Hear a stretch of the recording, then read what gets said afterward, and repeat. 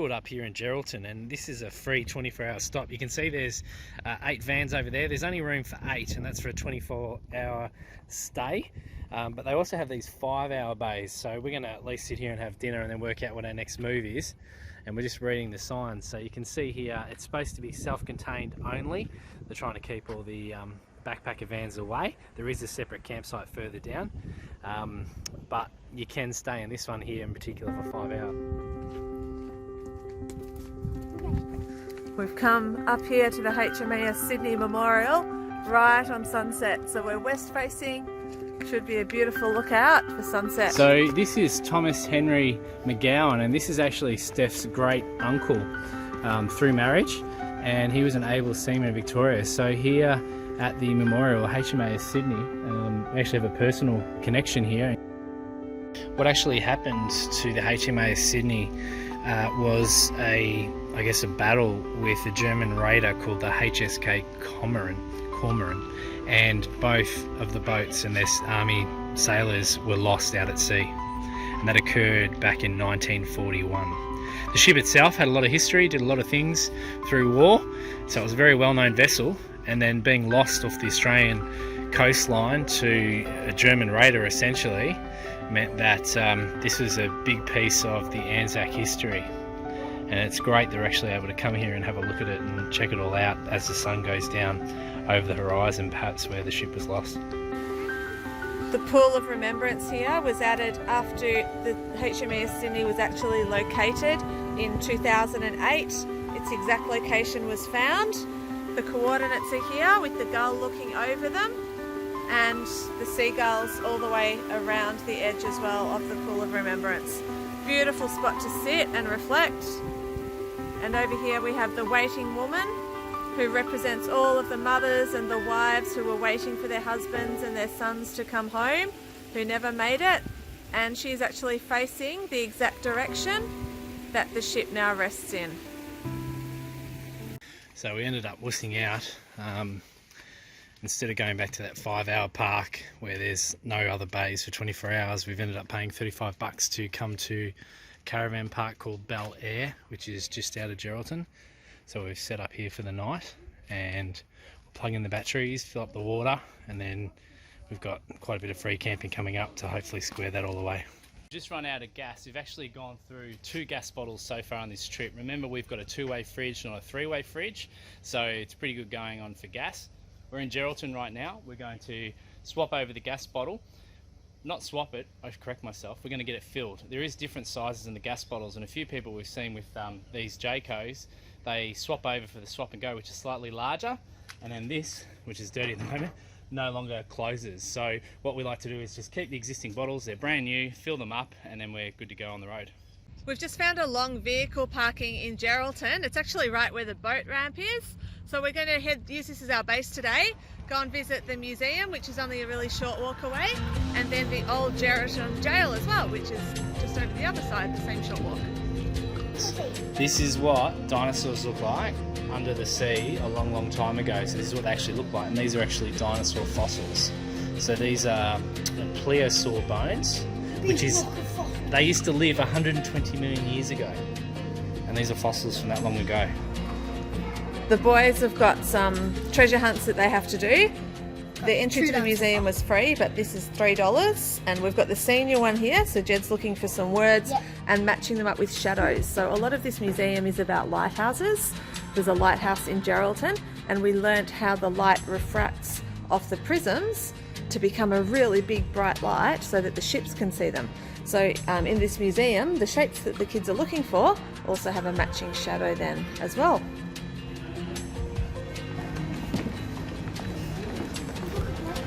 We're on a mission to see something that Harry's located. He's taking us to show us. Tell us about it. I only found part of it used to be like that. And what was it used on, Harry? The boat that Palmville brothers died on. That's They right. used it. From the Sydney. And they only found a bit of the gun. Gosh. And up here is what actually used to look like. So it's probably decayed while it's been underwater. If it was in the lock. Let's read about it. So in this room, we're learning all about the Batavia, which is actually the shipwreck that we saw at the Shipwreck Museum in Fremantle just a few weeks ago. If you check out our last video, then you'll see the Batavia. And here in Geraldton at the museum, they have further relics about the Batavia. Well, these coins, Silver? they've been diving looking to recover things, and then one day it was a perfect diving day. They went down and these silver coins were just exposed, all the sand washed away, and they just found them there. It's a big treasure chest underwater.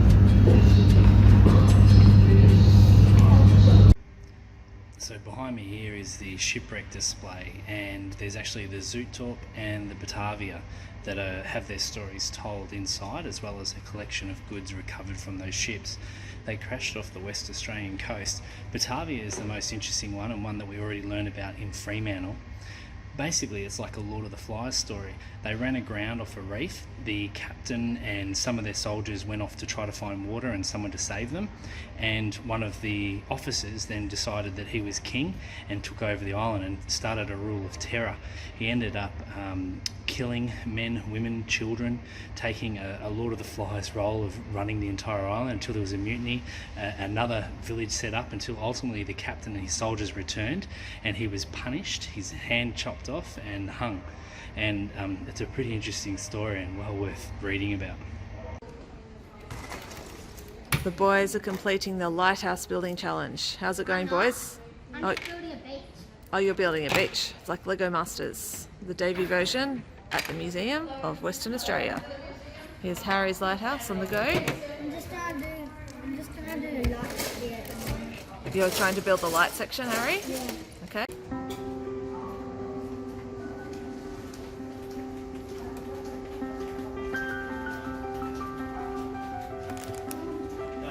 So you can read about it first and then go in and look. Yeah. Let's read about it first, boys. So this is 5 minutes later, I think. This is a timeline here about the HMAS Sydney and the services of the boat, of the ship, and what it did throughout its time prior to 1941 when it sunk. We can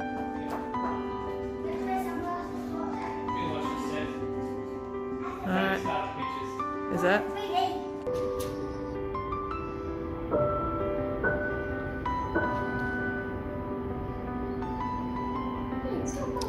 Just watching the 3D movie about the HMAS Sydney 2 versus the Corkman.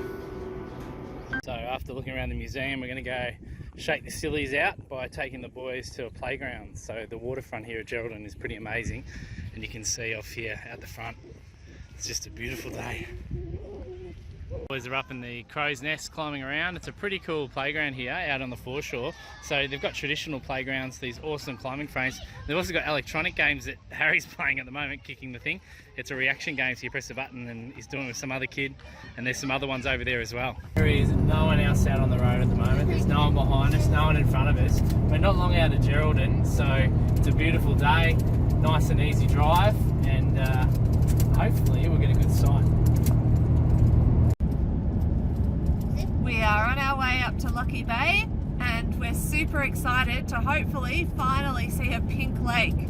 Our goal is to stop off at Hutt Lagoon, and we've heard that it's beautiful at the moment, that it's the right colour that it claims to be.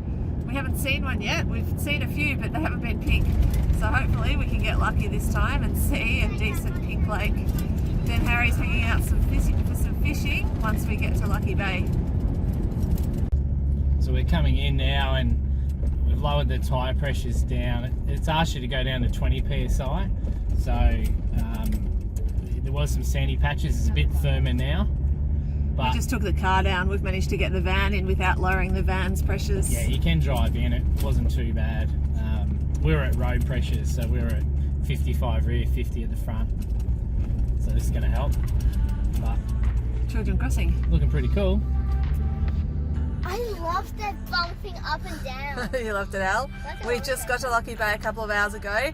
We just set up. The boys are desperate for fish. Harry has been asking for days and days and days to go fishing. Hey, Harry? So we promised them a quick one this afternoon. It's 5:30 already, so we've come down and they have a super quick fish before we have dinner and stuff, and before the sun sets all the way down. So we just made our first bumpy ride down onto the beach. The softest we've had so far. I think Justin was a bit worried, but we've made it down here. Right. Alright, so we're just sitting in our campsite and just got the call that one of our neighbours has got bogged out on the beach, so about to jump in the car and go do a bit of a beach rescue. Haven't done it before. This guy's got some experience, so we might learn a trick or two, so let's see what happens.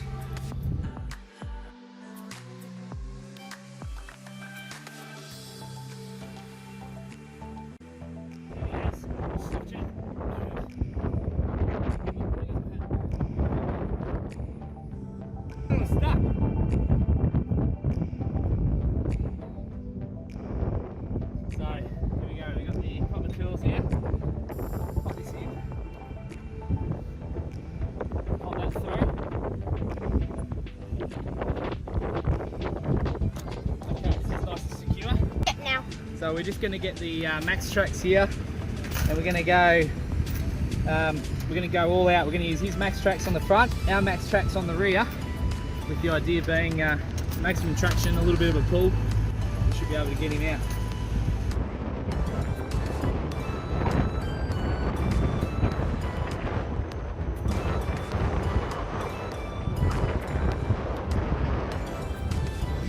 Take a look at this for a stunning beach. It's about 3 in the afternoon and it could not get more perfect than this. It's not quite as rough as it was yesterday. Late in the afternoon it was a little bit rougher, so not really good for swimming.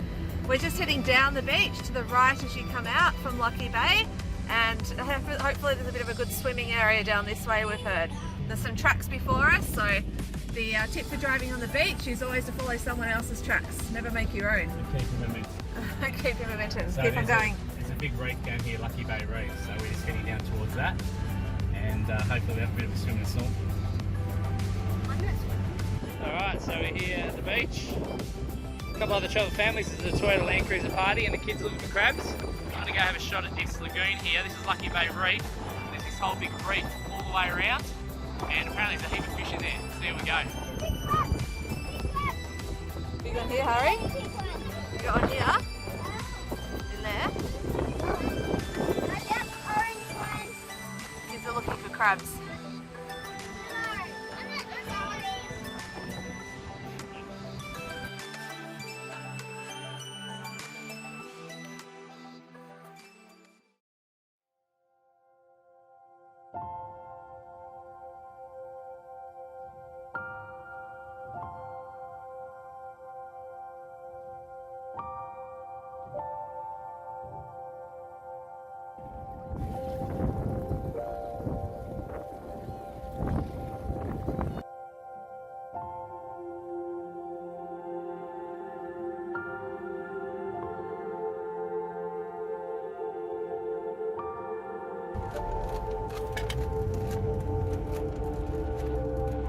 We nearly got bogged, caught 2 fish, pretty good day. The kids have had a long time playing, looking for crabs in the rocks here. They've had a ball in those little rock area just behind here. It's awesome. They've done some sand dune running. Elle's been running down the sand dunes and racing around in the sand. Got a little bit of education in sand today. We've had a bog rescue and now we nearly got bogged ourselves, but we got out alright. And our PSI at the moment is 15. I've been told I can go down to as low as 12 in emergency situations. We've been out for the afternoon today, just got back, so we're looking for a quick and easy meal. We defrosted some chicken this morning from our stash in the freezer, and now just on the stove here, just got some water boiling that I've just popped some rice noodles into, and we've got some frozen veggies. It's just a packet of like the winter frozen veggies that you get. I've thrown an onion in there with it as well, and some honey and some soy sauce, a little bit of sesame oil, and we've got the chicken cooking in some honey and soy as well, so it'll be a nice and easy meal and we can all enjoy it. Nice healthy meal and quick and easy at the end of the day. So they've got sites like this one where you can just drive in and you can see it's fairly firm. There's no, I guess, fire pit with this one. A lot of them do have fire pits, some don't. In addition to the camp kitchens, they also have pretty good toilet blocks, so these drop toilets are scattered all around.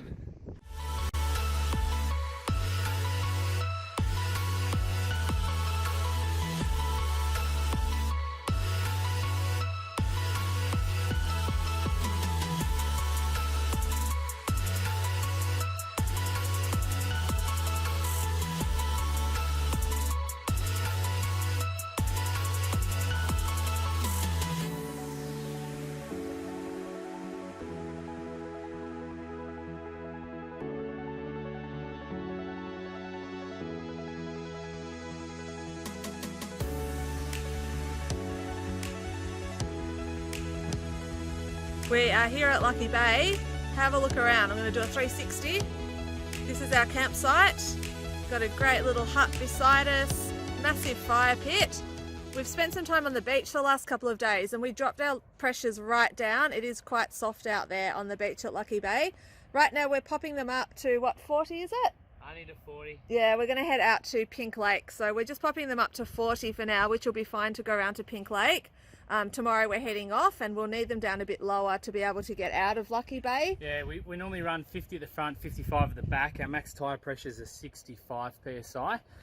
So we'll get away with 40. It's still kind of soft around here. I might even need to go down a little bit to drag the van out because on some of the sites, particularly the one we're on, it's quite soft. So we'll drop them down a bit today, head out to Hutt Lagoon. Tomorrow we'll pull the van out and move on, and we'll pump the tyres back up again to their full pressures once we get onto the road tomorrow.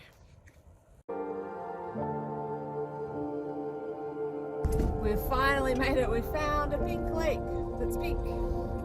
And says Petong. Just in case we weren't sure, there's a sign here to tell us. Oh, let's not drive into it.